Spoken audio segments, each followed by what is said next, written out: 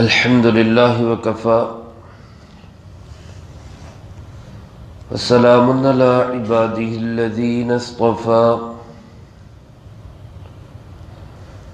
خصوصا على سيد الرسل وخاتم الأنبياء وعلى آله وأصحابه الأتقياء.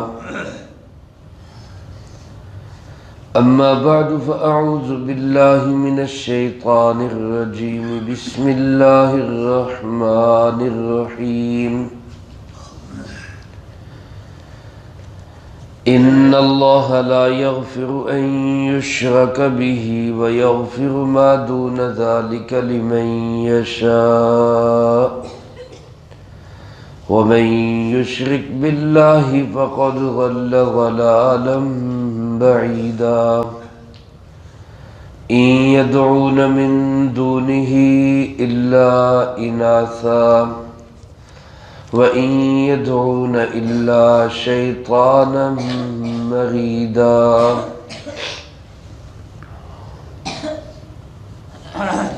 إن الله لا يغفر، بے شک اللہ رب العالمین کبھی بھی معاف نہیں کرے گا، ان یشرک بہ، اس بات کو کہ اس کے ساتھ کسی کو شریک ٹھہرایا جائے، وَيَغْفِرُ مَا دُونَ ذَلِكَ لِمَن يَشَاءُ، اور معاف کر دے گا ہر اس گناہ کو جو اس سے کم ہوگا جس کے لیے چاہے گا. وَمَن يُشْرِكْ بِاللَّهِ، اور جو کوئی اللہ کے ساتھ کسی کو بھی شریک ٹھہراتا ہے، فقد ضل ضلالا بعیدا، یقیناً وہ دور کی گمراہی میں جا پڑا. ان یدعون من دونہ، نہیں یہ لوگ پکار رہے اس کے سوا کسی کو، الا اناسا، مگر چند مؤنثوں کو، وَإِن يَدْعُونَ إِلَّا شَيْطَانًا مَرِيدًا، اور نہیں یہ پکار رہے مگر سرکش شیطان کو.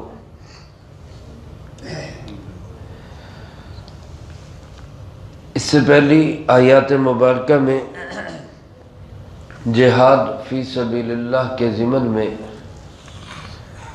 یہودیوں کا اور پھر منافقین کا تذکرہ ہوا،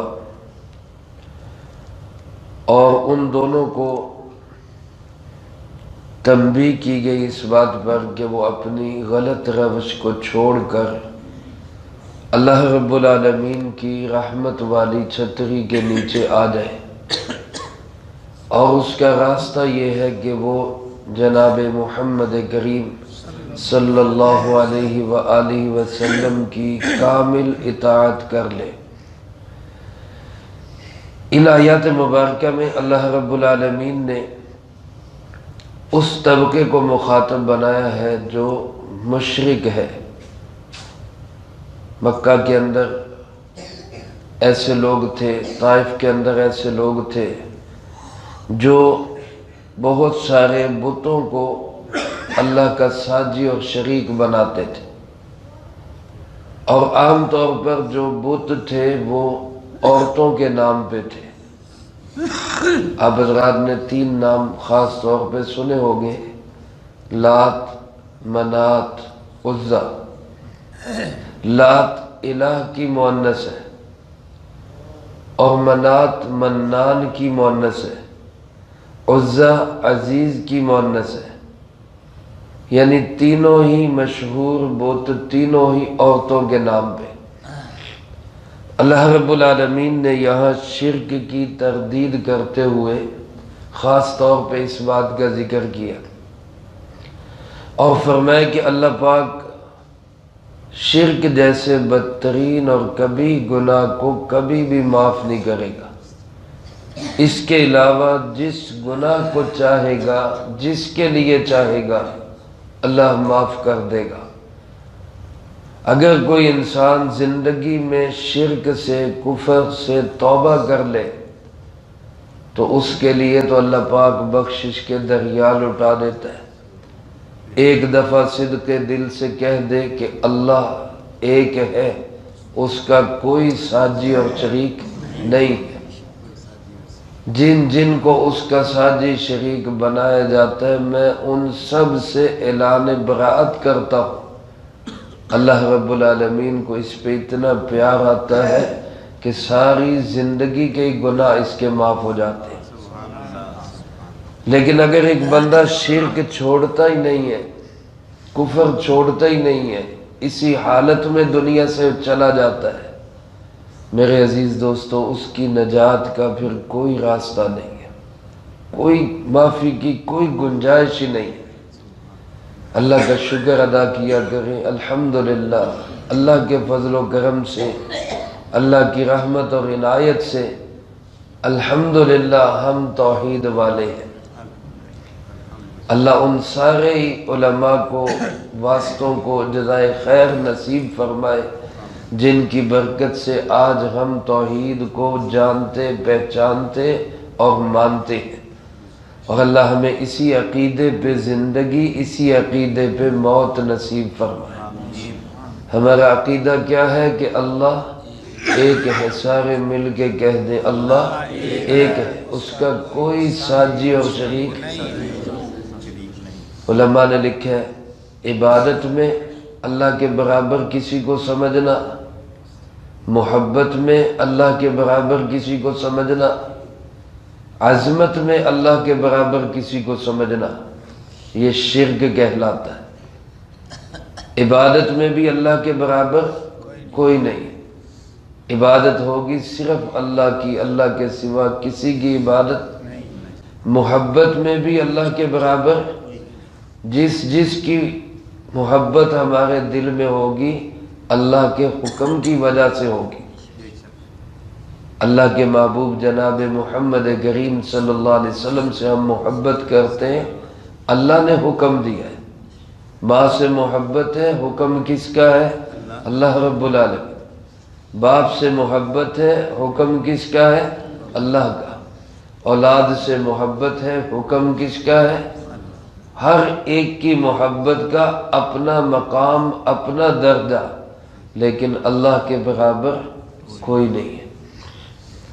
قرآن کریم میں اللہ رب العالمین نے جہنمیوں کے جو جرائم بیان کیے، جو وہ خود اقرار کریں گے ہمارا جرم یہ ہے، اس میں ایک جرم اللہ پاک نے ذکر کیا، وہ کہیں گے اذ نسویکم برب العالمین، ہمارا جرم یہ ہے کہ ہم تمہیں رب العالمین کے برابر سمجھتے رہے۔ وہ اپنے بتوں کو، اپنے خداؤں کو مخاطب کر کے کہیں گے ہمارا جرم یہ ہے کہ ہم تمہیں رب العالمین کے برابر سمجھتے رہے۔ ہمارا عقیدہ، نظریہ یہ ہے کہ رب العالمین کے برابر کوئی نہیں ہے۔ تو اللہ پاک فرماتے ہیں کہ اللہ شرک کو کبھی بھی معاف نہیں کرے گا۔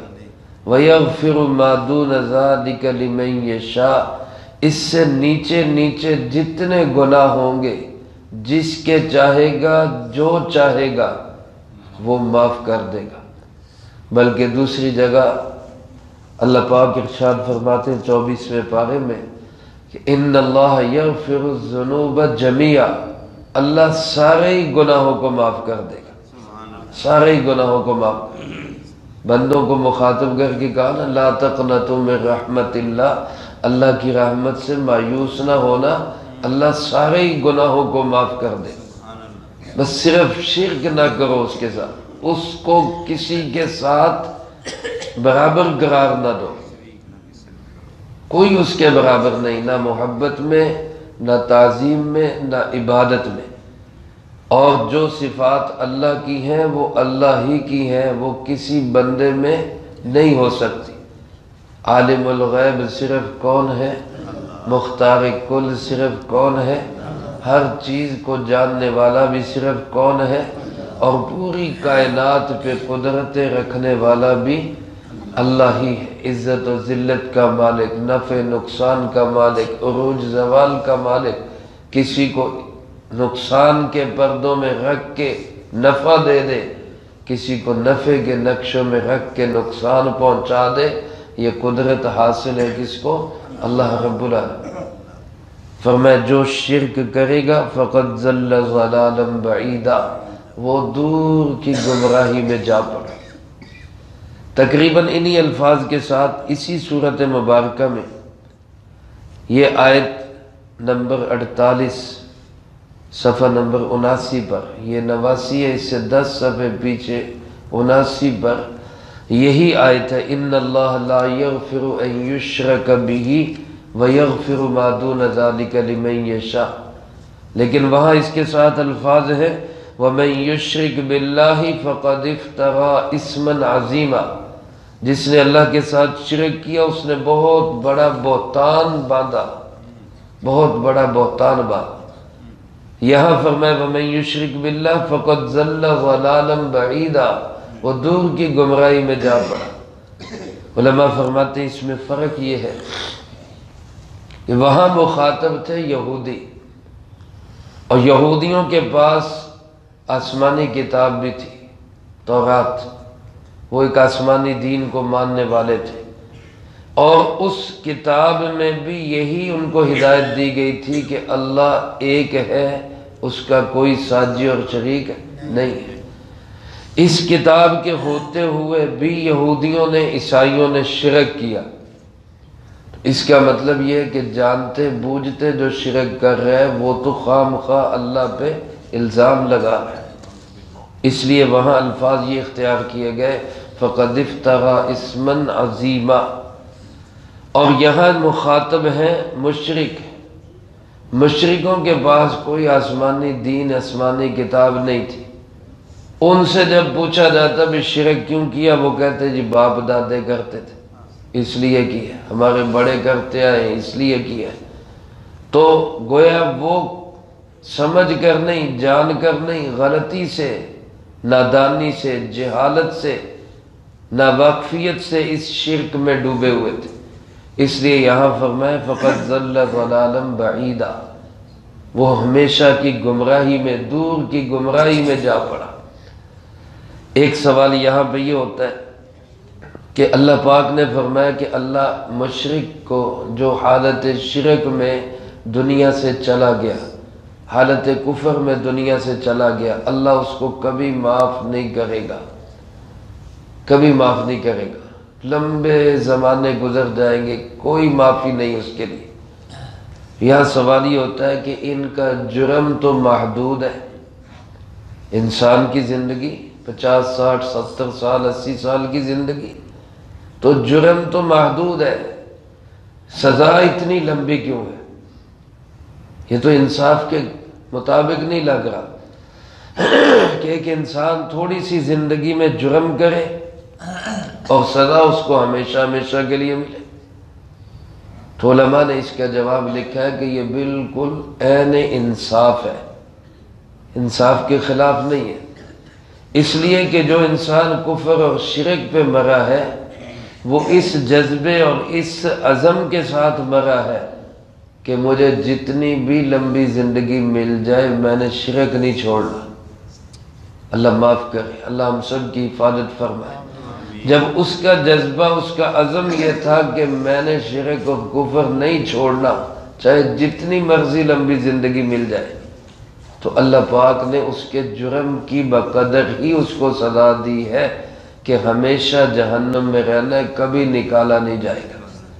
اس لیے یہ انصاف کے عین مطابق ہے۔ اللہ پاک فرماتے اس سے بڑی قباحت ان مشرکوں کی یہ ہے کہ ویسے عورتوں سے نفرت کرتے، بچی پیدا ہو جائے تو ان کے چہرے سڑ جاتے ہیں، بچیوں کو زندہ دفن کرتے ہیں، لیکن اپنے خدا سارے ہی عورتوں کے نام پہ بنائے ہوئے، ان یدعون من دونہ الا اناسا، جن جن کو بھی اللہ کو چھوڑ کے پکار رہے ہیں سب عورتوں کے نام ہیں، لات، منات، عزا۔ علماء نے لکھا ہے یہ ایک بت تھا نائلہ، ایک بت تھا اوصاف، ان دونوں نے اللہ کے گھر کے اندر، یہ مرد اور عورت تھے، اللہ کے گھر میں انہوں نے بدکاری کی، اور اس کی پاداش میں ان دونوں کو پتھر کا مجسمہ بنا دیا گیا، سزا آئی، فوری طور پر پتھر بنا دیے گئے۔ لوگوں نے عبرت کے لیے ایک کو صفا پہاڑی پہ رکھ دیا، ایک کو مروہ پہ رکھ دیا، تاکہ لوگ اس سے عبرت حاصل کریں اور خانہ خدا میں اس گھنونے جرم سے بچیں۔ لیکن ستیہ ناس ہو شیطان کا کہ اس نے انہی مجرموں کو لوگوں کے ذہنوں میں خدا بنا کے ڈال دی، اور لوگ انہی کی عبادت کرنے لگ گئے۔ نائلہ کے بت کی عبادت ہوتی اور صاف کے بت کی عبادت ہوتی۔ تو گویا ایسی چیزوں کو، اپنے ہاتھ سے بنائی ہوئی چیزوں کو، وہ بھی عورتوں کے نام پر، اللہ فرماتے ان کی پوجا کر رہے، ان کو میرے برابر قرار دے رہے۔ ظلم تو دیکھو کیسے، ان کو اللہ کا ساجی اور شریک قرار دے رہے۔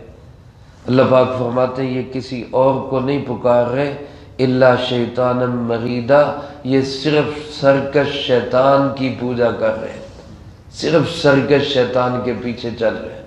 چونکہ شیطان خود گمراہ ہے اور اس نے یہ تہیہ کیا ہوا ہے کہ جس آدم کی وجہ سے مجھے جنت سے نکالا گیا، میں اس کی اولاد کو بھی جنت کے قابل نہیں رہنے دوں گا۔ اس لیے وہ سارا زور لگاتا ہے کہ لوگوں کو اللہ سے ہٹا کے دوسروں کی طرف لگائے جائے۔ تو میرے عزیز دوستو، میں نے آپ نے اللہ کے ساتھ جوڑنا ہے، باقی ہر چیز کی نفی کرنی۔ علماء نے لکھا ہے بت صرف پتھر کا مجسمہ ہی بت نہیں ہوتا، اگر رب کے مقابلے میں روپے پیسے کو اہمیت دیں گے تو یہ بھی بت ہے۔ آج کا مال سب سے بڑا بت بنا ہوا ہے۔ اللہ کے مقابلے میں کسی بڑی طاقت کو اہمیت دیں گے تو یہ بھی ایک بت ہے جس کی عبادت کی جا رہی۔ ہمارے دل دماغ میں صرف یہ ہو اللہ سے بڑا کوئی نہیں ہے، عبادت بھی کریں گے تو صرف کس کی، اور عظمت بھی کریں گے تو صرف کس کی، اور محبت بھی کریں گے تو صرف کس سے، اللہ سے۔ باقی جس سے محبت ہوگی اللہ کے حکم کی وجہ سے ہوگی۔ والذین آمنوا اشد حبا للہ، جو ایمان والے ہوتے ہیں وہ سب سے شدید ترین محبت اللہ سے کرتے ہیں۔